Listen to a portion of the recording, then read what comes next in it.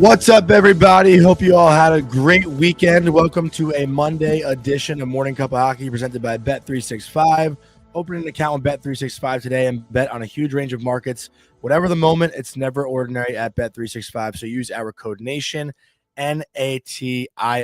I'm not going to speak any further because this guy over here, Colby Cohen, had a much busier, much more exciting weekend than I did. Colby, do you want to fill in our lovely listeners on your big news? Can we just talk about your last tweet, though, before we go into that? What tweet? Or actually, it wasn't your last tweet. Now I'm realizing it was 10 hours ago, but it just came up on my feed. What a pass by Artemi Panarin. And literally from that camera angle, he could have driven a semi-truck through that team. Like, that's like such a homer tweet right there. I mean, it was in slow-mo in like game speed. It was a sick pass. I mean, he literally could have driven a semi-truck through that. All right, dude. Just tell people what happened to you this weekend, and let's talk about you for a second, and then we'll get into hockey. Thursday night, I have a good story around it. I told you I would tell this story, and the only reason I'm telling the story is because you got mad at me when I outed you for your edible on our show the one time, right? So yes. the dots all connect here. Karma got me. So Thursday night, 10 o'clock, 10:30, I just come up to my bedroom. I had been doing film stuff on BC and Providence because I'm doing BC against Providence tomorrow night for ESPN. And I'm like sitting down in my office or whatever. I go upstairs. Like I said, it's like 10:30, which is kind of later than I normally go up and get in bed. Like normally I get in bed a little bit earlier and watch NHL games. So I take an edible, which is what I normally do before I go to sleep. And 5 minutes later, my wife looks at me and she goes, "My water just broke." And I was like, "Oh God." Like, no.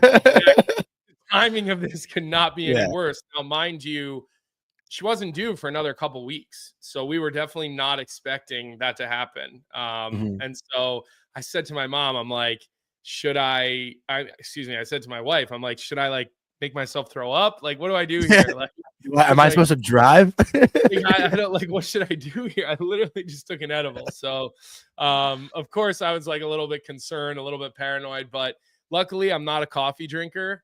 And so I went down to the kitchen, made a nice coffee, lots of caffeine, took some water, some electrolytes, and like the adrenaline kind of sobered me up. And then, you know, we went to the hospital and all went really well. My wife is a champ and baby boy joined us the next morning. His name is Shane Alexander. And the funny part, I got a lot of text messages from hockey people that said, "Oh, late birthday. That's good for his draft year." And I'm laughing, obviously, because that's hockey people, right? Like they're thinking about, 18 years later, where he'll fall in the draft and how he'll be the end of that year. So, he'll be able to play his freshman year at BU and then get drafted. So that's so that'll be good, right? Then he doesn't have to get drafted right out of junior. So it'll play be good for the London Knights first and then go to BU. And I see your comment in the chat, Jeff. He's going to be a right shot defenseman. Don't worry, because those guys have to prove that they can't play, not that they can play, which is even more pathetic when you look at my career projections. So long weekend for sure. Not a lot of sleep. All good. Did a lot of playing catch up last night, this morning with hockey. I was able to really dial in on that Washington Vegas game last night. I knew I had to, because I know no matter whether we had a child or not, Jeremiah's never letting me off the hook with Washington Capitals. And so I knew, okay, like you have to watch this game or if you make any comments about it, he'll be coming for you. And as Glenn pointed out in the chat, it'll definitely be, his path will be USHL, then BU, right? He'll play in the USHL as an underager before BU, to give our guy Glenn Heffron, our commissioner, who's or did Glenn say that? Because I said he'll play for London and then go to BU. Friend of the show here, friend of the show. He said it in the chat. I don't know. You got to see it. So anyways, I'm looking for it. Yeah. Appreciate it. And I see all the congratulations from everyone. I really appreciate it. I appreciate all the texts, all the messages on social media. I know I haven't got to everybody. And you know, as you all know, when things happen in your life, your phone just really starts blowing up. So again, appreciate all the love. Everyone's doing great. My wife is doing great. Little baby boy's doing great. So it's all good. My daughter has been I've been calling her Tropical Storm Sloan because she has been on one, but she's been great. I think the probably, and this will be the last thing, and then we can start talking about hockey because I know people don't care for my personal life. They think they like your personal life more, Johnny. It's usually very interesting, but I don't want to talk about mine though this weekend. But I will say, for any of you that do have kids that are, listen to our show, watch our show, whatever. I think the meeting between my daughter and my son was far and above the best part. Johnny, I'm sure I don't know if I sent you the video. I think I probably texted you the video, right? If not, I saw some pictures and stuff. I don't think you sent me the video though. Okay, so you usually don't text between Friday and Sunday. Okay, that is true. But I did send you guys a picture pretty soon after. Yeah, you did. You did. I did drop it to you and the guy whose name we're not using anymore because he went away for a week in the middle of the season. But yeah, Vic's still gone, by the way.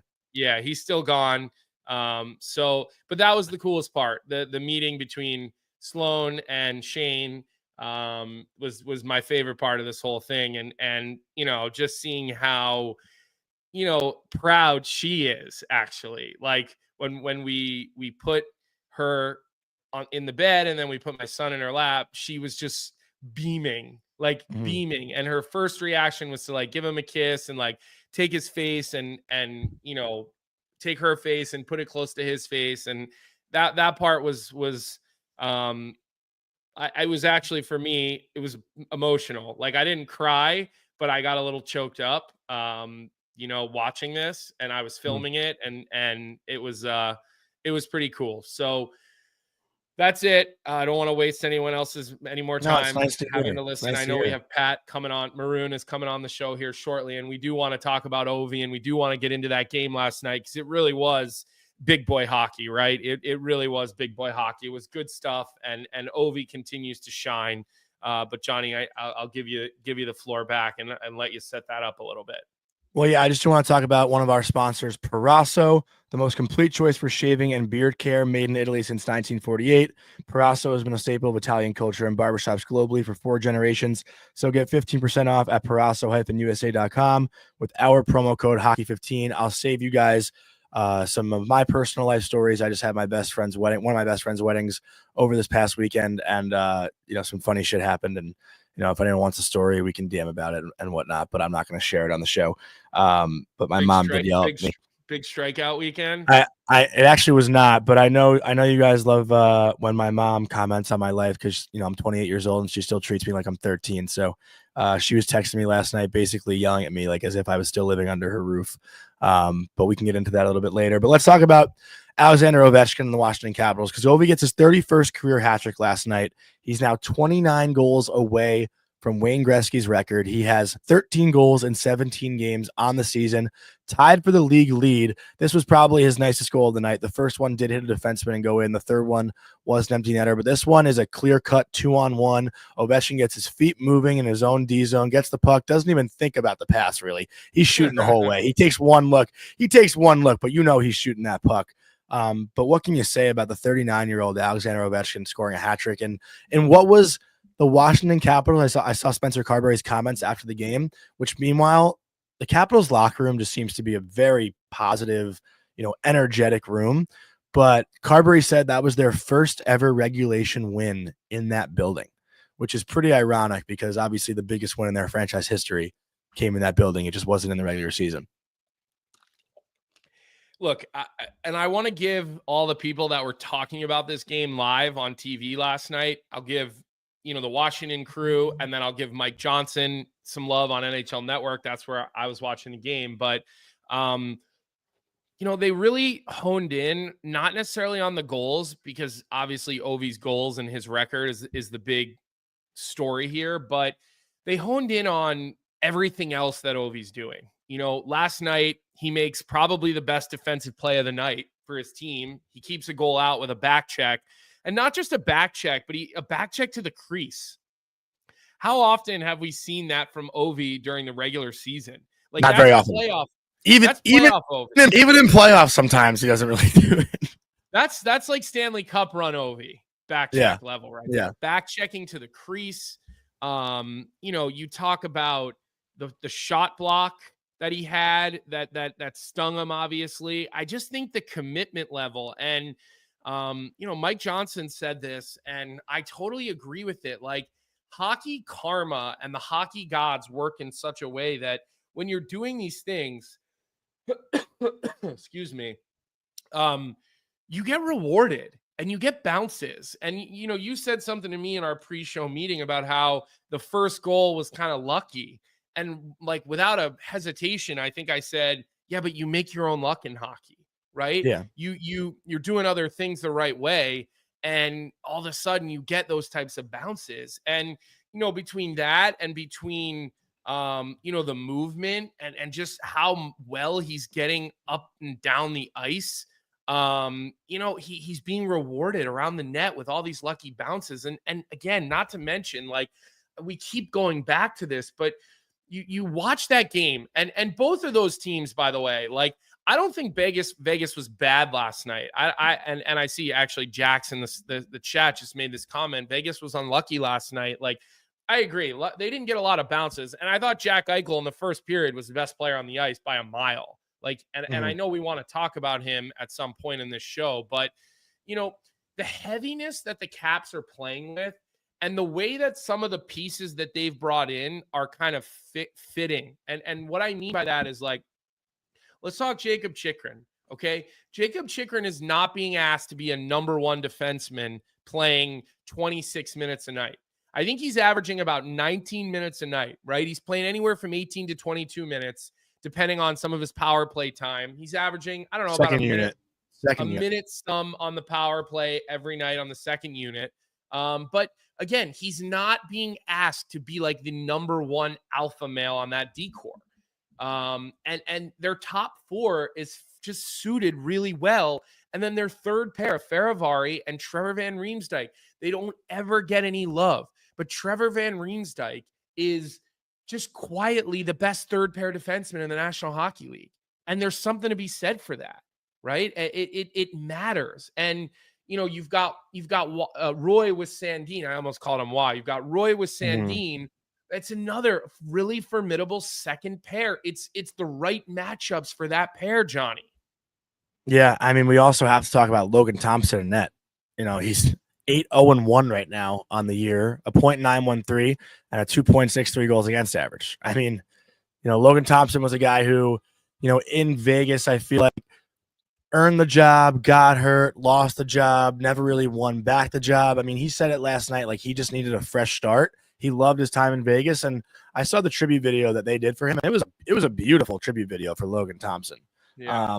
But again, like, he's got to feel so confident knowing that he has a real opportunity to be the guy in Washington, which does suck for a guy like Charlie Lindgren too, because Lindgren, I thought, earned it last year. But internal competition is great also amongst goalies. Competition, man. If you're a gamer, it brings out the best in you, and that's what we're seeing with these guys right now. And then how about this, right? How about the second line? Like, obviously the first line, Dylan Strome looks like a number one. Connor Michael has 12 goals already this year. Connor McMichael, PLD, and Tom Wilson. How is PLD going to cheat the game when he plays on a line with Connor McMichael and Tom Wilson, two of the more honest wingers in the National Hockey League? He's not. He's forced to look his line mates in the eye and make sure he doesn't cheat the game. And that's been a big problem for PLD in his career, is cheating the game. And you look at how heavy they play. And now all of a sudden you're going to introduce Lars Eller, right, back to the third line. And, you've got Verana, who's comfortable in Washington, who again, he's still finding his consistency, but he's playing like a National Hockey League player. Mangiapane, who's playing on a third line, getting third line matchups, which, again, yeah, he had the big year or two in Calgary, but he's probably a middle six forward. He's probably a second, third line guy. So everybody's in the right spot. And Taylor Radish, who was asked to be offensive in Chicago, he's really not offensive. Okay. Mm-hmm. But he's a perfect fourth liner. You know what you're getting out of Nick Dowd. It's just the construction of this roster is just so well done. And if they continue to get secondary scoring, that would have been my big question. Where's the secondary scoring going to come from? They're getting it, and they're heavy. So my question to you, Johnny, is this a team that could really make a run with this group in the East? Like, do you see them making a run? Because it's right now, to me, they look like they're playing playoff style hockey with how heavy they are and how they wear you down. I also don't think right now the East is just like low. I don't think the East is very loaded. I really don't. Like, Carolina looks great. Florida looks great. But outside of those two teams, like, everyone else has been a little bit flimsy. I mean, not Washington should be included in that also. Up and down. Washington, everyone else has been up and down. Everyone else has been up and down. Washington, Carolina, and Florida are the teams to me that seem to be the ones that are playing this consistent up-tempo hockey every single night they're out there. But the Devils, the Rangers, the Leafs, the Lightning, the Bruins. I mean, the Bruins, I don't even know if they're playoffs right now. But those teams seem a little bit flimsy. So I'm saying the Capitals are right there with Carolina and with Florida. Like, I don't see why not. Well, I really am impressed. Like, I watched that whole game last night. It's the first full game I've watched in about 3-4 days. It's probably the longest I've ever gone without watching a full National Hockey League game in season. And I was just really impressed. And the last thing I want to say about that game. We got Pat here, yeah. I know. And we can bring Pat in and he can be a part of this conversation. That's obviously totally fine. Let's get Pat in here, Andy. And he can kind of jump in on this. But I'm so impressed with Jack Eichel. And I'm so impressed with how that guy has become such a 200-foot player. And he's not only probably their best offensive player, he might be their best defensive forward in Vegas right now. And they obviously lost Chandler Stevenson, who was on the wrong side of that highlight you put on your Twitter page last night for his weak coverage around the net. But I just I want to give the guy props because Bruce Cassidy's not an easy guy to play for. And I wasn't sure. I was with Jack in Hawaii. We just so happened to run into each other in Hawaii the year they made that decision and they hired Bruce Cassidy. And I remember saying to him, I don't know how this is going to go for you there because I just played 4 years with this guy. And I just again, we're not the same, clearly. Obviously, we can ding, ding, ding. We know that. But he's not an easy guy to play for. And good for Jack Eichel. To me, he could play wing. He could play center. He can kill. He's a power play guy, a dominant hockey player. I wonder if you put him and Austin Matthews on a first line together for Team USA, and then you have two centers on the ice, which doesn't hurt anybody. Sorry, Pat, I'm on a little bit of a rant here. Feel free to weigh in on it if you want. But I just, man, I mean, I'm biased with Eichel. He's part of the BU crew, so J-Rock, take a shot. But the guy he's fun player to watch how dominant he is. Is there a question for Pat there, Colby? I don't know what take the ball. I mean, for me, I think he's personally he's so smooth too. He looks like it's effortless for him. The game just comes natural to him. It comes so easy to him. His skating ability and the way he can glide and get around the ice and the things he does. But yeah, I mean, I think that was the best thing that ever happened to him. Getting him to Vegas, get him with some talented players around him. Sometimes you need that, and you need to go to a team with a winning culture, and it brings out the best of you too. Coming from BU, obviously they've won. Come from good coaches. Coaches that probably hold you accountable. Coming from good organizations, I think that was a great fit for him. It all worked out in the end. He got an opportunity to win a Stanley Cup. But yeah, he's so fun to watch. I think, like you said, you kind of hit it, Colby. He's a 200-foot player now. He's committed to the game. But the thing is with him, his offense will come. I still believe that he'll get points in this league. There's no doubt. He's just such a talented player, does all the right things, and he just makes the game look so easy, and it's so fun to watch him play. Pat, I know we have a lot of topics we want to talk to you about surrounding the league, but before there is one thing I wanted to ask you about from your game on Thursday. there's footage of you yapping with the Kraken bench. And you definitely been yapping with a lot of benches this year, but I'm curious what happened with Seattle on Thursday that, the clip, I think Andy will have it teed up here in a second. What was going on there? Do you remember this at all from that game on Thursday night? Yeah, Monty was just tripping. Yeah, Montour was tripping from the bench. We've had history of taking a suspension on him. Really? And he was tripping from the bench. And for me, if you're gonna chirp from the bench, like, I get it, like, but like, shut your mouth. Like, who cares? Mm-hmm. Like, it's one of the things we talked about this before. It's so annoying. Like, and and that's why. And we've had some history and together, and he's like one of the guys I truly hate. I'm sure I'll love him if he was my teammate, but I truly hate him as. That's so funny. I think he's the best. Yeah, I love Montour. No, I bet everyone loves him. I heard nothing but good things, but for some reason on the ice, like, I just want to. Yeah, it's like one guy I just like can't stand. Like, he just always yapping his mouth, and I'm sure I'd like him away from the rink if I played on his team. I'm sure I loved him as a teammate. He's a hell of a player, but for some reason, me and him go at it, and that's one of the guys that I hate. Well, it's funny you say that because we actually have Brandon Montour joining the show right now. So, Andy, let's bring Montour in here and they can squash the beef. Imagine we had that. I would have loved to tee that up. That would have been great. But we just squash beef on the show. That would have been funny. Listen, I've gotten to know Montour a little bit because he's a UMass guy. So I've talked to him over the past couple of years, and I could definitely see him being a guy that runs his mouth the entire game and won't drop the gloves to back it up. But I will say he is fucking hilarious. Is he a generous donor at UMass, Johnny? I don't think so. He was there for like 2 months and then went to the AHL. Oh, really? Oh, yeah. Okay. Yeah. I didn't know that. But that is funny that he's one of the guys that gets under your skin. Yeah, it drives me nuts. Hi. Say hi, Goldie. Good morning, Goldie. Are you helping your dad today with his show? Are you helping me? She's got a little stage fright. It's all right. They all do at this age, right? Like, they talk and they talk and they talk, and then the camera comes out, or they see someone new and they like forget how to say anything. So, Pat, we can't have you on here today without asking you about the Ryan Reaves hit on Darnell Nurse. Like, you've obviously had a run-in or two with the player, the Department of Player Safety. This was obviously a big talking point throughout the weekend. And look, you hate to see any guy get hurt in the National Hockey League. That just goes without saying. But just curious, like, what did you make of this hit? What did you make of the 5-game suspension? How did you feel about this situation? Yeah, I think the league did a good job.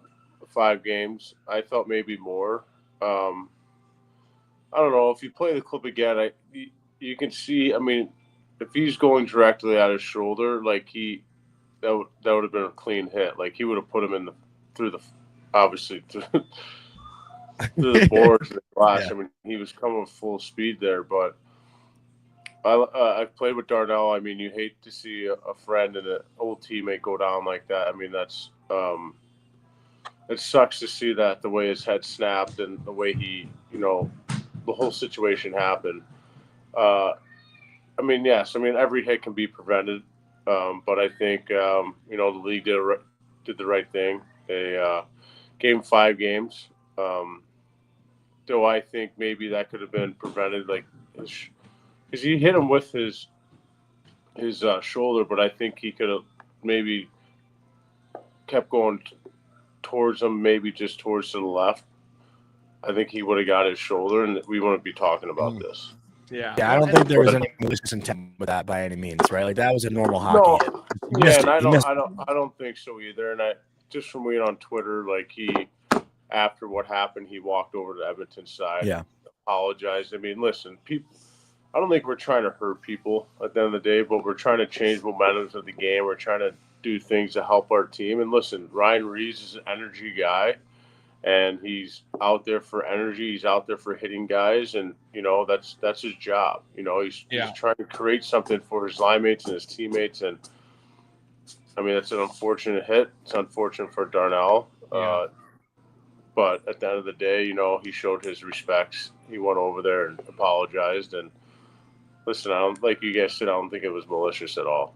I'm sure you know Revo as well. That's not Revo's trying to make a play for his team. He's not looking to injure a guy like that. And Nurse has his head down there, which again, I'm not blaming Nurse at all. Like he takes one high, but I do think you have to have a little bit of awareness when a guy like Reaves is on the ice. Just knowing Revo, like, it didn't surprise me that he went and did that. Like, I know he doesn't feel good about that. You don't ever feel good about that kind of thing. He's a beloved guy. Like, I don't know. Did you cross over with him in St. Louis at all, or were you guys I knew him. I knew him through the guys and through just everyone in St. Louis and me being in St. Louis skating with the Blues and all that. So yeah, he's really loved it as a teammate. Everyone really enjoys his company. He's a really nice guy, and he called me when I got traded to Mini and asked if I wanted to rent his place. Like, listen, oh, wow. I don't think, and I think, listen, when a D, I mean, I don't know, Kobe, you played D. When you grab a puck off the yellow, sometimes you get puck watch and you grab and you look, and the time you take a look up, that person might be coming. And I think that's what happened. He tried to scoop that puck off the yellow. He was coming around, and the time he got his head up, that's when, Revo was right there. And listen, when those guys are on the ice, you got to be aware at all times. You guys know that. Coaches tell that. I mean, you learn that from, minor hockey of, the guys that come out and hit. So, and I think, you guys all know when that lineup goes up on the board, who's going to come out in the forecheck, who's going to be out there. So you always got to have your head up and, listen, Darnell probably, whatever. He didn't try to put himself in a bad situation, but, that I'm just glad he's fine. He's doing well, and he's, still with the team. So that's a good sign that, it's all respect to Revo, like I said, going over there and apologizing.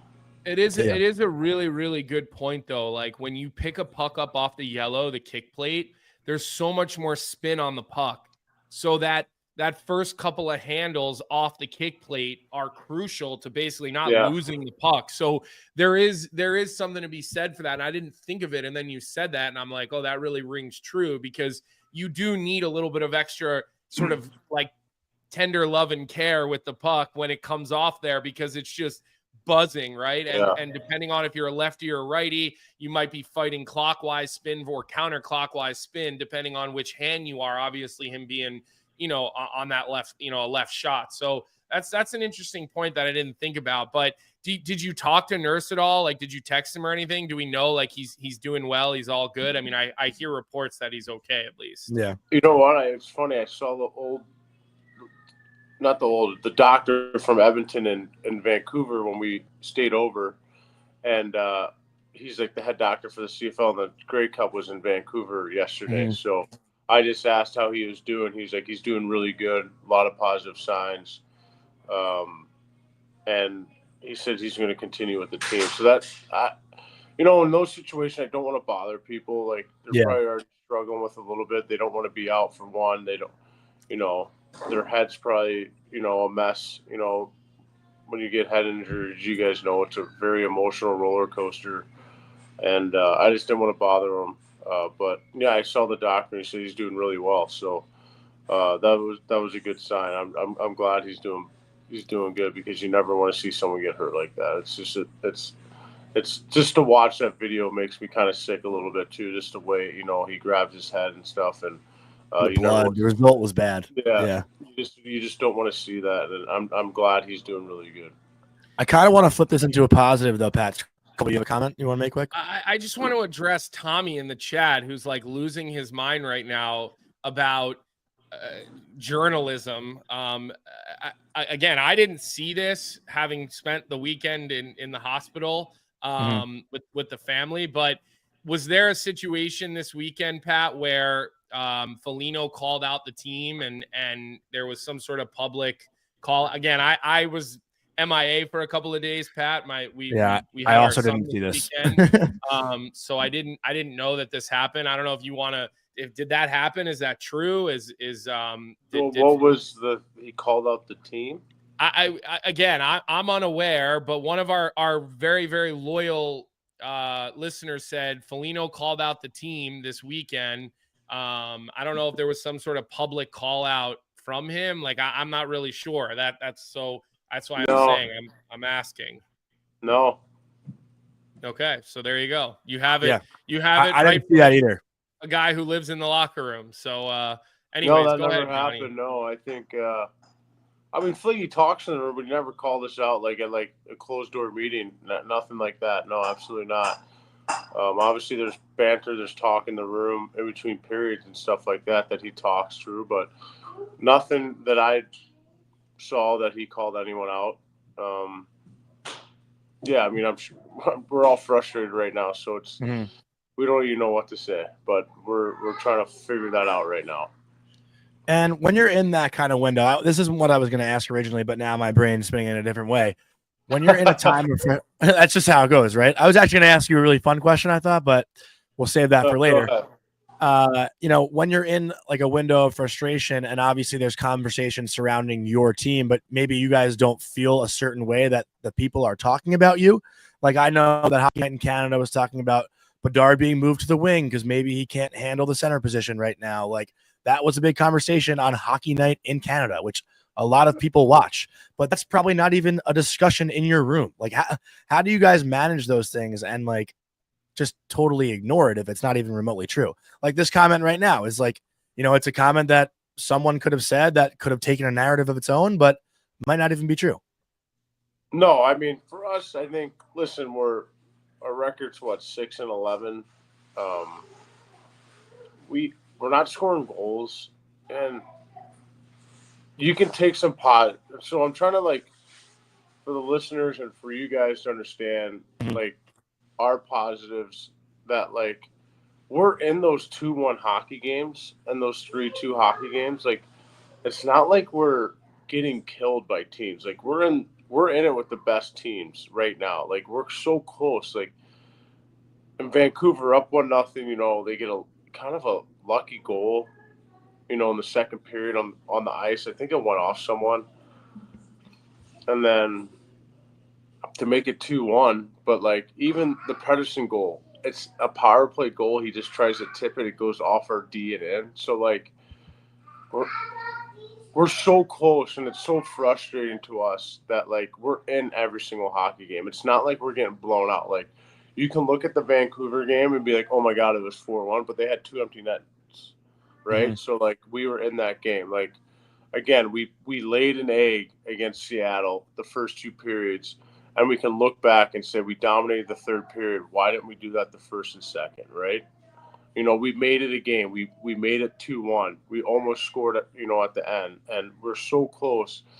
I think we just need to find a way as a group, as players, and who we are. We need to find an identity of our team and as individuals. And when we get put in a slot, that's what we need to do, right? And I think the biggest takeaway for us is just don't worry about the outcome right now. Just go out there and try to find a 60-minute game, win or lose, play the right way, do the things that makes your team successful. And, obviously our best player is Snakebit right now, right? Yeah. So, that's probably weighing on him. That's probably a little bit frustrating. He's not scoring. He's not, putting up the numbers that he thought he would. Probably for the first time in his life. Yeah. Yes, he's gone through a stretch, and that's going to happen. It's how you come out of it, right? It's how you come out of that. It's how you come out of adversity. It's, are you going to stick with it, stay positive? These kids always find a way to get out of these kind of situations, which is a unique thing, right? This is not going to last forever. And he knows that. It's it's just playing the right way, playing hard, and finding ways to get out of it. And I think that's for our whole team right now, right? Not a lot of guys are scoring. We don't have a lot of scoring depth right now. And we're not going to win hockey games putting up 1 goal. That's just not realistic, But we're in it. We're close. I think we just need to continue to fight. We were talking as amongst players, once we win 1 and win 2 in a row and then win 3, get that swagger, that confidence going. Everything else will kind of fall into place and get to where we need to be. And but I don't mind our game. I honestly I Mhm. don't. We're in the games. We just can't close the games. We can't score another one to get us over the hump, and that's what's frustrating for us. And listen, I think also too, like I said, is just going back to playing the right way. Just playing as simple as hockey as you can, and a brand that's just gonna find ways to generate offense. Don't have any turnovers. Limit D zone, and you'll find ways. You'll find more success in the O zone. Then you get rolling around, and then your skill players will get kind of buzzing and get opportunities. But sometimes you have to just go that route, and those are some of the best because you'll find ways, and then when people see it works, then success will start coming. Yeah, well, I think you just answered a lot of questions in our chat right now. Colby, I see you answering questions as well. If you want to touch on it quickly. Well, I don't read. I see the quote everybody's putting in there, and like I just don't see that as calling the team out. I think that's talking about what it takes to win. This is a guy who's been around. Yeah, exactly. Like it's just not. When Foligno calls his team out, or if he gets to that point, it'll be in the locker room. It won't be to the score or to the athletic or to it's like it's just not going to happen. It's not how most of those types of guys operate. So it's one thing for coaches to sometimes go through the media, but you rarely see a captain go through the media to call out his teammates because, as you just found out, Pat had no idea what you were talking about because these guys don't read the score. So, but also neither did we. So thank you to Tommy for putting that in here because I didn't even see that either. Yeah, it's great that you guys put it in there. We appreciate it. We asked it. The last thing I want to ask Pat before we let him go, I know Arthur Staples joining us here in a couple of minutes. Another call out from our chat, which we appreciate. You're coming up on your 800th game, Pat. I don't know if you knew that. I don't know if you're following along with that type of thing, but look, man, we've hit it on this show. Like nobody rolled out a red carpet for you. You did this the old fashioned hard way, coming through the minors, fighting your way through, dealing with bullshit, having, more pushback than most guys ever will or do. So is that something you as a player, like, do you even know that? Is that on your mind? How do you handle it? No, I know. I mean, we all know our stats. Come on. Mm-hmm. That's like, I if hate when players say they don't know their stats. I have no clue. Like, in the back of mind, you're like, yeah, you do. You're lying to me. It's like when someone's like, how many goals do you have in the NHL? You're like, I don't know, 210. And you look it up, it's like 210. Why can you speak? Yeah, 210 goals. Like, you absolutely know. Yeah, so before my healthy scratch, it was supposed to happen in Philly on Saturday. I think I'm 4 away or 5 away. 796. You played. 4 away. 796. Yeah, so depending on what happens here tomorrow or the next day, listen, I'm just grateful to have the opportunity to play that many games in that National Hockey League. Shit, when I first came in the league, like my dad said, they'll never take those 2 games away. My first ever 2 games. I'm like, hell yeah, you're right. Like, there's moments like that where you're just like, yeah, I played, and no one can take that away from me. And for me, I'm just grateful to have every opportunity to be in the NHL, to be in a locker room with a team, to play in such good organizations. But not only that, to play 800 NHL matches is a lot. Like you guys said, I was a journeyman. I played 352 games in the minors. So, I played a lot of games down there, and then, get the opportunity to come up here and, live out my childhood dream. And to, have that opportunity to play 800 games is very special. It's like, to me, it's like my 1,000th game. Like, this is so cool to me. Once I get that achievement, like it's a big achievement for myself because I didn't think I would be here where I'm at right now. 1, 2, I didn't think I would have 800 games, and 3, I'm doing it with an original 6 team to, kick that off. So I think that's a unique way of, the hockey world. Obviously I wouldn't like playing on 9 different teams, but But you know, you don't. A lot of jerseys, man. It's A great. lot of jerseys. You don't ask how. You just you ask how many. You know, that's the saying. You know, so. Well, and you do get 1,000, Pat, because your game's in the American League. I know it's not 1,000 NHL games, but it's 1,000 pro games, and that's a massive. Every game in the American League should count as 2, because when you were in the American League, it truly was the jungle. It was the absolute terrible. jungle. So those games should count as 2. That 350 games in the American League, that's like 700 games. Okay, the way that league used to be played. Exactly. So, good for you, buddy. Yeah, so I mean, listen, like it's fun, you know. I get the opportunity to live out my childhood dream every single day, and I'm 36 years old. So like, it's an opportunity for me to continue what I love doing, and getting another milestone underneath my book. So very grateful. Obviously, I wouldn't have done it without my family, my kids, my wife, mom, dad, brothers, sisters. Like they've always been there supporting me, and being there for me. Never missing a game. Like. My dad called me. He's here right now, actually. He was watching my daughter, and he was like, I think I'm coming back. And I was like, for what? He's like, well, your 800 game, I want to be there for. I was like, all right. I never really thought about it, like, and for him they're always too. There, they're always there supporting me and being there for me. And, I'm very grateful for everyone to be in my corner. So, yeah, it's going to be an awesome night. And, hopefully maybe I can score a goal in this game or something. I don't know.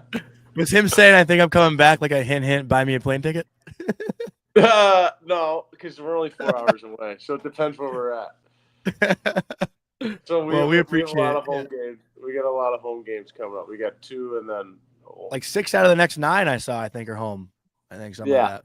But we got these 1-game road trips are just so ridiculous. Like, we play here, then we play a 1:00 game in Philly on Saturday, then we come home for 2. We go to Mini for 1 on Thanksgiving, then we come back for 1. We play Columbus, and then we leave. Oh my God, we leave that night and we go play Toronto on a back-to-back. Like our back-to-backs have been home Dallas, and Dallas both times, home now Toronto. Pat, you're screwing up your media training right now. It should be just focus on the next game. You're not supposed to know the whole schedule. Oh yeah, that's it. But as players, but like that goes back to our thing, and like Colby was saying, like, do you know your 800 games coming up? Yeah, I know the goddamn schedule too, because you look at it ahead of time. All right, good for you. Hey, listen, hey, snaps for 800 when it comes, all right? Because I don't know if we're going to talk to you before. Pre-snaps. I wish it would have been happening in Philly, because I could have come and brought you a little bottle of champagne or something after the game. Yeah, but hey, Pat, we love you, man. We appreciate your time. We really do. We'll see you again next week, Johnny. I don't think you have anything else for him, and I think we've got Arthur. Well, Johnny has a good question, I thought. No. We'll save it. We got Arthur Staple waiting here, and he's going to give me shit now for making him wait for like 10 minutes.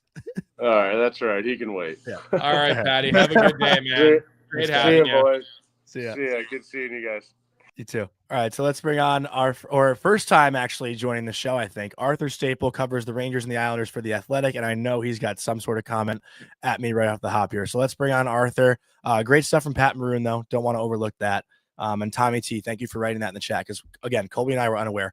But let's bring on Arthur, because we have a serious topic to talk about with Arthur Staple. Oh, he's not here yet. He was here. Maybe he left, and now he might have to come back.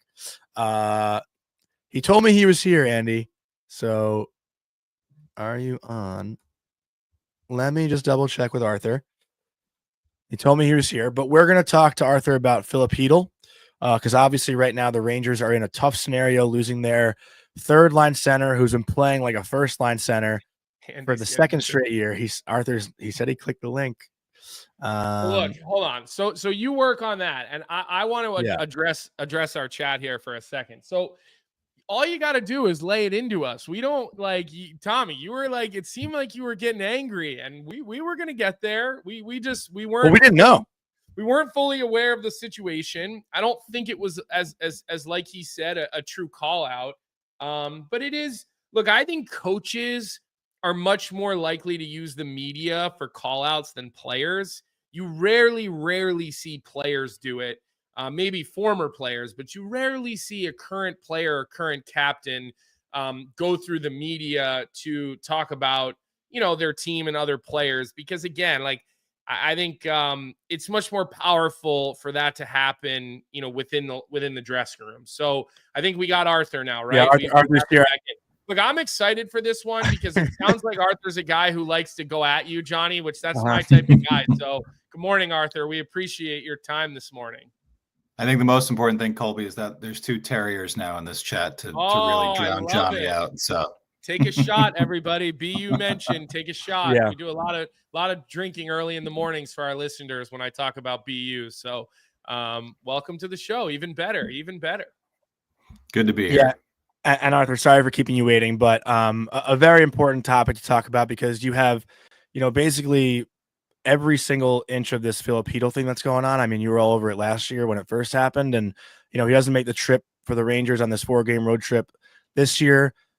What is going on with Filipino? Is there anything that you can give us information about? Because this is now the second straight year where the Rangers are probably going to have to go out and find another center to add to their lineup when there are other things that they need to figure out as well. I mean, there's a lot of things for this team to figure out right now. Yeah, I think last year, leaving aside Filipino and his health for a minute, just the practical concerns for the team. Last year, it was 10 games in. He was playing well. He'd kind of earned a spot on the second line. And I think the instant decision to put Vincent Trocheck in that spot that he started out with Alexis Lafreniere and Artemi Panarin worked out so well. They really weren't in as much of a bind for a while till they had closer to the deadline to figure out how to fix the bottom 6. They did that with Alex Wenberg. They brought in Jack Roslovic, yada, yada. So now I think the way they've played so far, and with how well Hedl has played and how well his line has played, I think there's a little bit more urgency to figure it out, because the top 2 lines haven't been as consistent. Mm-hmm. And he was their most consistent forward, probably. Yeah, I mean, that line with Will Cooley and Capo Caco, they didn't get scored on the whole season so far. He was playing free. You could see him. He was kind of doing what he'd been doing, which maybe makes you cringe a little bit thinking about what one collision can do to him. And we don't know for sure. The Rangers left the door open for him to even join them on this trip. I certainly don't see that happening. And I'm sure that there's going to be an incredible amount of caution above and beyond what you'd normally give a guy who you're worried about with an injury like this. So we'll see, and I think the way that concussion symptoms work, nobody said that word yet, but you have to assume, anything can happen. Things can change from day to day. We live in an era now where whatever 2 or 3 decades into the era of concussion awareness in pro sports, and especially in hockey. So I think everybody understands that you just have to give it time, and we'll see. Yeah. And the fact that I'm sure he wants to get back like he did last year and like he did this season is a little confounding to some people. But you guys certainly know, you both played at a really high level. The passion and desire and what drives an athlete, a hockey player who plays at that level, is not something that the average person or fan can ever understand. So I think you got to leave that part out of it and just see where Hedl's at and how it goes along here. And it's early enough that they can hope for the best. And if they start to understand that it's going to be longer term, like you said, then I think it's, there's a little more urgency to plug that roster spot. Well, one thing quick, Colby. Go ahead, Jordan. Just is it okay if I say something? Come on. I want to follow up with them, but go on. Well, what was weird about this specific incident was that Hedl did go to the locker room and then came back and finished the second period. So it was like, oh, he's actually okay, but then didn't come back for the third. So like, there's this weird in between. Well, there is, Jonny. There is a protocol. I know. Go and you have to do your baseline test. I know I'm aware. But let's enlighten our listeners here. Mm-hmm. Every player in the National Hockey League has a baseline test on file with the NHL. It's a test that you do. It's like a cognitive test that you do at the beginning of the season. You don't have to do it every year, right? But it's only for rookies every year, and they have your information in a database. And then if they think you may have a concussion, they run you through this baseline test to see, okay, are you cognitively able to function at the same level before you have the hit? So when you see a player go and be gone for 15 minutes, it's not always what they're doing, But I assume with a guy like Heedle, they go right to that test and they just see and they do some of that cognitive test and they measure it against his baseline. So, Jonny, I know you know, and Arthur, I know you know, but I don't know if everybody knows that, right? So that is important information to make sure we kind of insert into this. And I think to follow up on that, that also things that you guys know is that players lie. They lie to themselves. They lie to the doctors if they can pass the test, even if they're not feeling good. And I think particularly in Heedle's case, where he's a guy who, I think he wants to prove that he can get through these things. He can take a big hit, whether it was an accident or whatever, and come back out and play. So I'm sure you can't just blame one person or say, they need to be able to tie him down and keep him from getting back on the ice. This is just about the inner drive of a professional athlete, and especially a guy like this who's missed time and knows that people are going to have questions. I think he wants to be able to dispel all those questions, and I'm sure the team wants him to be able to do that too. So good on him, or good on whoever after that one shift caught him and said, yeah, this isn't right, and you need to be able to step away. So yeah, I think that scenario is probably what happened there, and it's nobody's fault, but it does happen. You said something really interesting, and I'm so appreciative of the way you're viewing the situation, because it's something that actually frustrates me, and it's really a media thing, and not just media, fans, media, all alike. When Tua Tagovailoa has had his issues, and they've been horrible, and they've been in front of hundreds of millions of people because of the way the NFL gets viewed, everybody is planning his retirement and his funeral and this and that, like seriously. And when he comes back, the things that people say really horrify me, because at the end of the day, this is your career. This is the only thing that you know. And whether you're making the right or the wrong decision, it's still your decision to make. And again, I've even seen it in our chat today. People are like, if Heedle has another concussion, he should retire. Good luck telling a 20-something-year-old who's worked his entire life that he should 24. retire, whatever his age. Like, it's not how we are built. And it might cause dangerous things in the future for you. But you know what? Guys are willing to say, I'll take my chance. Most guys are going to go back out on the ice. And at the end of the day, these are adults, right? These are adults that get to make their own decision. Now, a team could say, we're not giving you another contract. We're not signing up for this, whatever. But it's hard to tell a player or a kid or a 20-something, hey, sorry, you can't play anymore. And we keep seeing Tagovailoa come back. We keep seeing Filip Chytil come back. And again, I'm not comparing apples to apples, but I guess I appreciate, Arthur, your view on this of like, look, if I might not do it, or I may not recommend he's going to do it, but it's his decision to make. It's not your decision. It's not my decision. And that is something that frustrates me, that comes up, is we get everybody turns into a doctor, a neurospecialist, a dad for somebody who's not their kid, all of the above. And, you know, it's nice that people are like maybe just taking a step back here with Heedle, and they're like, okay, let him figure it out. He's got to do what he's got to do. It's going to take some time. We know concussions are real. We know brain damage, CT. We know all these things are real, but we still got to let the individual, at the end of the day, make the decision that they feel is going to be best for them. Yeah, it's about agency, right? Like, you know, we're dealing with adults. I think we have this discussion around in hockey a lot, whether it's about fighting, guys choosing to fight, throwing big hits. I think it comes up like the Reaves Darnell Nurse hit, which, you know, a bad hit. He got suspended. I thought it was a little bit heavy on the suspension, but I think a lot of the existential comments around like he shouldn't be allowed to play, shouldn't do this. It's like, we watch the sport, and we some of us cover it. Some people love to watch it as fans. And I think your choice as a fan or as a media member is to say, maybe I'm not going to do this anymore. I don't know. You don't have agency over the adults that play the game.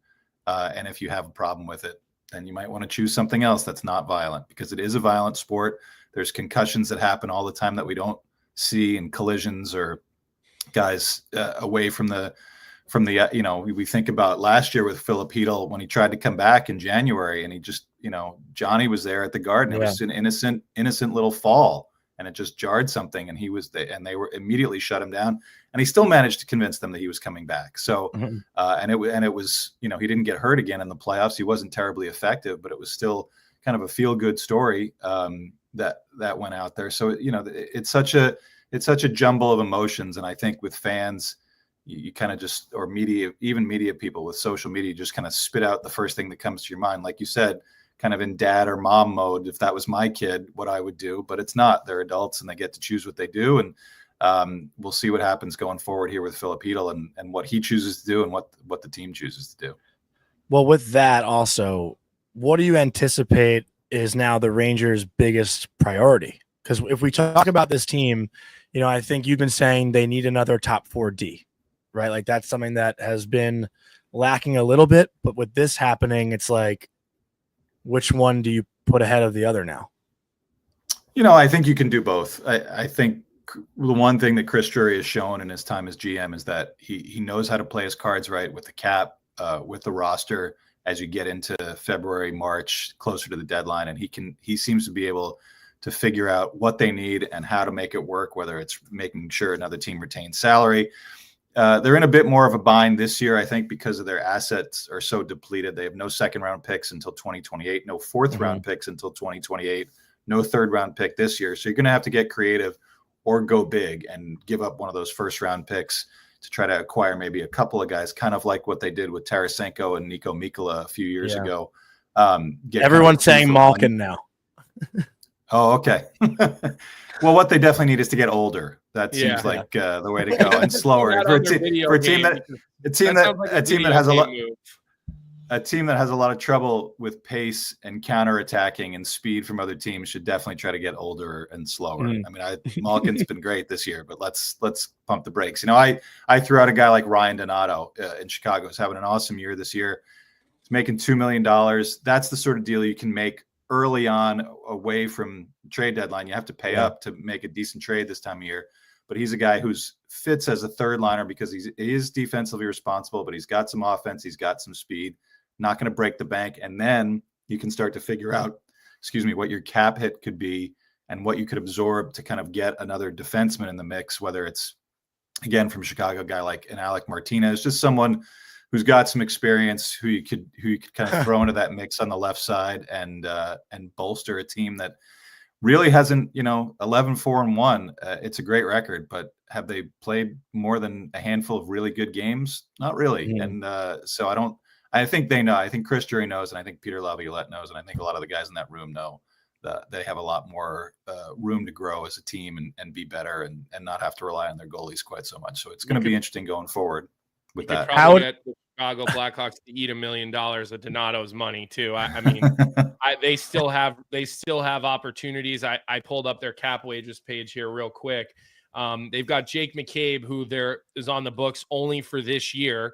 Donato's only got, I think, let's see here. He's only got the 1 year on his deal, so they could eat money on both of those players and make those trades and still go into next year with the ability to eat money. And I do know this, Danny Wirtz obviously took over for his father. He's willing to eat money to help his team.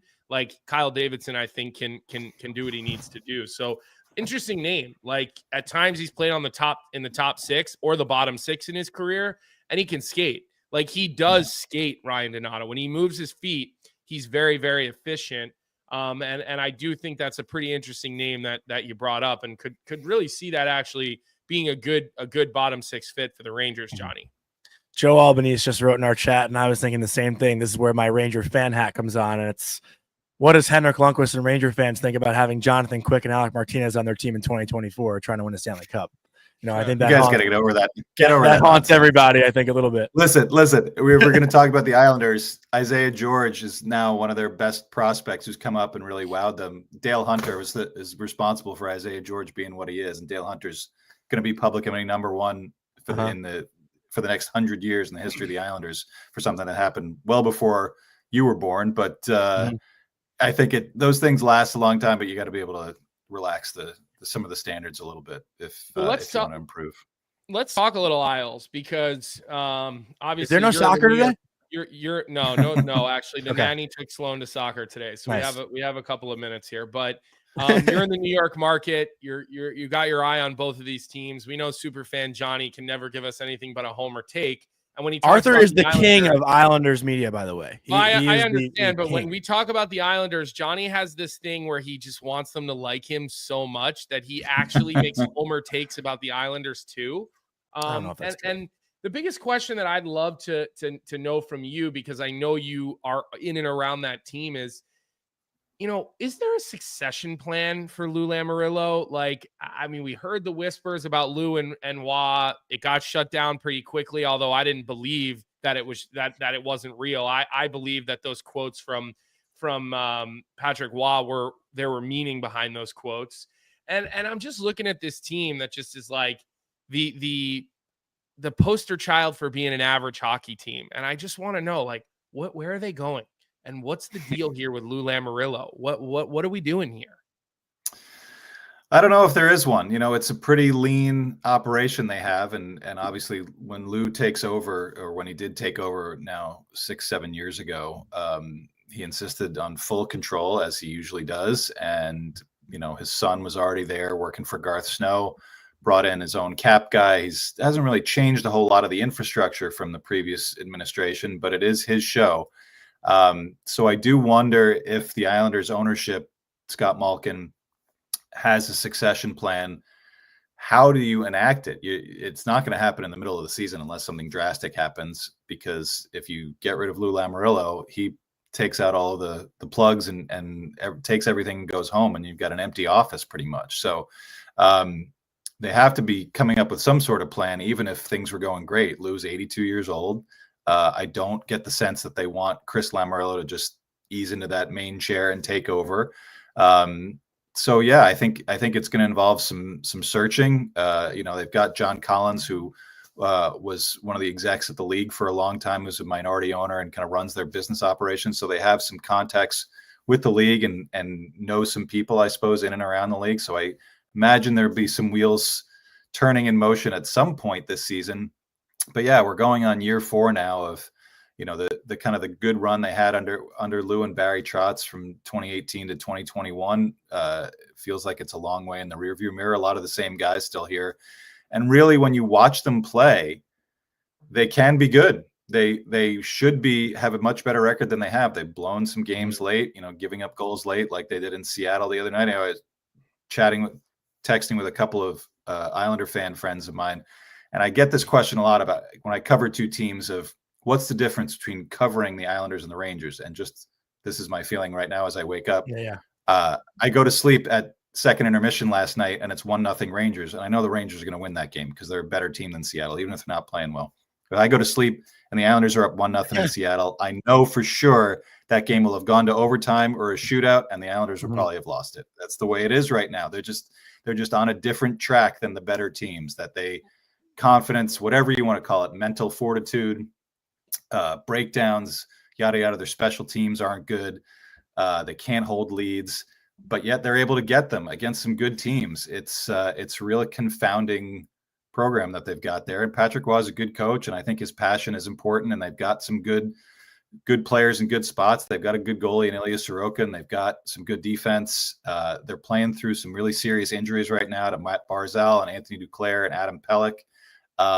And they're still managing to be in games, but you look at the way the division is already. Rangers are running away from them. Carolina's still good. Washington's off to a great start. Even Jersey, even though they've played a lot more games, you let the division get away from you before Thanksgiving, it's almost impossible to catch back up. So the Islanders have really kind of put themselves in a bad spot. Yet again, this is 4 years in a row. They needed a good start. They didn't get it. And now the questions come in, like you said, Colby, who's going to take over? Is there a plan? They've got Patrick Waugh. They've signed him up long-term. If they change GMs, are they going to inherit Patrick Waugh as the new team president, going to have to kind of operate with what they've got? Who's a guy who's, likes the team that they have, or are they going to have to overhaul it where they've got some pending UFAs who are playing well, guys like Brock Nelson and Kyle Palmieri. Anders Lee's having a bounce back year. He was talked about maybe a buyout candidate. So what do you do? Some of their younger guys that you want long-term haven't been very good this year, like Noah Dobson. So yeah, every time I say something and then I contradict myself, that's kind of what it is to be covering the Islanders. They're a bit of a contradiction right now, and you see where they are, dead set 500 team, and that's not going to get you anywhere in this league. Well, their fans are also so interesting, right? Because I think, including me as a fan, a lot of times we can be delusional, right? But Islander fans are they're smart. And while sometimes they could be a bit delusional when they say that Noah Dobson is just as good as Adam Fox, like that's been one that, has been a conversation for the past few years. And while he had a great year last year, I don't know if he's backing that up this year. No. But with that, Islander fans, I feel like, love to hate their team more than any other fan base. Is that accurate? That's an accurate statement, right? Like, I think they can talk shit about their own guys, but the second one of us does it, it's a problem. Yeah, I don't know, man. Yeah, live in Philly your whole life and then get back to me, okay? Like, well, they just actually hate them in Philly. I think that cuts across all fan bases. The real diehards, whether commenters on our site or on social media. I think the ones that pay the most attention definitely see the flaws, and that's for every team. But yeah, I think again, since I'm dealing with both fan bases, I think Islander fans are definitely a little bit more realistic about their team, let's put it that way, and understand the flaws and maybe want some change to happen because it hasn't happened for so long. And Ranger fans maybe a little bit more confidence, some of it unearned, given that they haven't won a whole lot. They've certainly had some success, but maybe not as much as you would think, given they had the most expected that That's right. That's right. I mean, if they have another great run this year, what is it? 6 conference finals in 14 years. I mean, you'd think you'd have a lot more to show for it than just one Stanley Cup final game win. So, but yeah, it is. I think the Islanders fan base has been beaten up a lot over the years. Some of the failures of the previous ownerships, all the nonsense that went on in the 90s kind of thinned out the fan base a little bit. They started to come back, in the early 2000s with Peter Laviolette at the helm and Charles Wang taking over. And then they went dark for a long time, and it's been a real push-pull, and that, they have some success by getting Lou Lamoriello, and who gets Barry Trotz coming off a Stanley Cup. Great, maybe one of the most established coach they've ever gotten there. And then boom, John Tavares walks out the door a few weeks later. So I think they understand they've been kicked around so much. You don't want to ever get too high. So it's definitely a more realistic group than I think some Ranger fans or some other fan bases. Mm-hmm. Well, Arthur, are there any other topics that you want to bring up here while we have you? That's all I was really interested in today specifically. I want to know what Johnny's behavior is like in the press box these days, because I've heard about his locker room etiquette being questioned by players at times. So I'm just curious, is he behaving himself in the press box when you see him? That's made up. He has a lot of friends in the locker room, so I give him credit for that. He lives in this world of hockey, and especially in the Northeast, so he seems to know everybody. It doesn't always help him make the best choices, I think, in terms of some of the things that he says and does, certainly what he posts online. But maybe someday those two things will get together. You want to have the insider information of having good relationships with people in the locker room, and also not sound like a total donkey sometimes on social media. So maybe those things will get a little closer together as he gets a little older. Well, I think the Lafreniere bedspread that he has definitely hurts his credibility in the Ranger locker room. Although I think now he's washing them a lot more because he has a Jeff Merrick bedspread as well. So he has to rotate the bedspreads for all of his heroes. I think he's finally understood that he's not going to be a hockey player. So now he's a media guy. So he's got to have media heroes to go with his hockey heroes, I guess. That's fair. Makes sense. That's fair. Exactly. That's the best way to put it. But Arthur, thank you for joining us. And I do look forward to the jokes here and there. Like, I love when Arthur shit talks me. It's actually really fun. So you're actually, me too. I love it. You're kind of boosting my ego when you do it, honestly. But seriously, thank you so much. And a lot of compliments on the Expos hat in our chat, by the way. As you know, I'm always wearing it. So every day. John McClain accused me of wearing it to curry favor with Patrick Waugh last season, but that's definitely not the reason. So it's okay. All right, we thank you. And we sorry to keep you waiting. Pat Maroon went a little long today. He said, it's all right, he can wait. So you could take that up with Pat when you're in the visiting room here sometime this season. But thanks for coming on today. We look forward to reconnecting with you at some point later in the season. Got it, boys. Thanks a lot. Thanks, right there. Colby, I do actually want to address one thing in the chat because Chris just wrote in, to be fair, Johnny, he didn't ask Vinny about who he flipped off on Thursday. And I actually did ask Vinny, but Vinny didn't even know like what I was referring to. So obviously I wasn't going to put out any comment or anything. The TV caught Vinny like doing something, but when I asked Vinny about it, he said he had no idea. So like, that's why there's no comment on that. But other than that, great stuff with Arthur. Great stuff with Pat. You look like you got something to say. No. I was just, keeping an eye on social media. Like I said, still playing a little bit of catch up. Lively show today, which I wasn't necessarily expecting. Based on your Sunday scaries and my my weekend of chaos, we'll call it. It's a good show today. I think we still got to hit our bet of the day.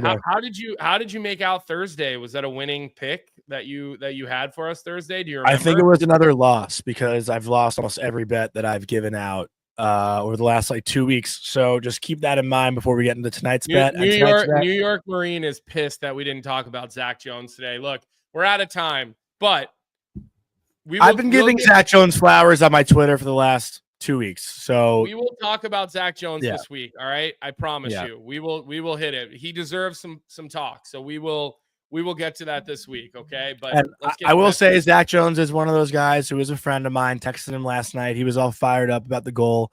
You could see it on his face when he scored last night. He couldn't stop smiling. He is a kid who's just very upbeat, very positive, and has always kept that mentality, even when he's been in and out of the lineup. That's all we'll say for now. We'll give Zach a little bit more credit as the week goes on, but I think everyone knew what he was capable of, and he's finally showing it, and hopefully he gets rewarded now that Mancini's been sent down. That's his spot. And, obviously I think most people are rooting for Zach Jones to do well. But let's get into our bet of the day because my voice is shot. I had one of my best friend's weddings this past weekend. So when Colby said I was down bad yesterday, I was really on a come down from the wedding. But tonight's pick, we're going to take the Washington Capitals money line at -115 on a back-to-back. They're playing in Utah tonight, and they've won 3 out of their last 4 games. Obviously, coming off the big win last night in Vegas, but the Caps have been scoring goals too. They've got 21 goals in their last 4 games. Ovechkin is on fire. Connor McMichael's on fire. Dylan Strome playing well. And I actually believe one of the goals last night was the first goal that Strome didn't assist on for Ovechkin. But we're riding the hot hand of the Washington Capitals. Utah has been a little bit inconsistent as of late. They got a lucky win against Carolina later last week. Then they lost to Vegas at home 4-2 the other night. So we're taking the Capitals. The vibes are high, and Capitals on the road, money line. Any thoughts? Do you see who just popped into the chat? Don't say his name out loud, but just see who. See who. We're not. He texted me and I totally ignored him. Good. You should. Don't even say his name. He's like Voldemort. He's persona non grata. Mr. I go away for a week while Colby's due to have a child. Forget him. Yeah. Forget him. Well, I don't even know if we're gonna let him back. Honestly, Andy's doing a pretty good job today. I mean, we cleaned up the intro. And I don't know. We'll see. We might maybe we'll just make a permanent trade. We'll send the guy whose name we're not mentioning to Leafs Morning Take full time. Maybe we'll put him on some sort of overnight show out in Edmonton. But just don't even acknowledge him in the chat. Let him hang. And we hope it's still raining wherever it is that you are. But thank you for being in the chat today. Colby and I needed your energy. Seriously, long weekends for both of us, probably in complete opposite directions, but both good things to celebrate, and we're always very happy to celebrate with all of you. All good things. Yeah, all good things. We love you all. We'll talk to you tomorrow morning. We'll have Frank Sarabelli on the show tomorrow, so bring your questions for Frank. Again, I actually really want to credit Tommy T, because that's like why our show, like why we love it. Like Tommy brought something up to our attention that we both didn't know, that we were then able to relay to like a player. Like I think that's like the beauty of the way this show operates. Like we have a live chat for a reason. And if you guys see something that we might not have seen, like bring it up and we'll ask it. Like we're not afraid to ask those questions. We just, we don't know. We don't know. And I can't honestly sit here and say that I read the score. Like it's not an article that I would have read or come across. I honestly, I've never actually heard of the score. Yeah, but I know the Score app, but I don't know if that's the same thing.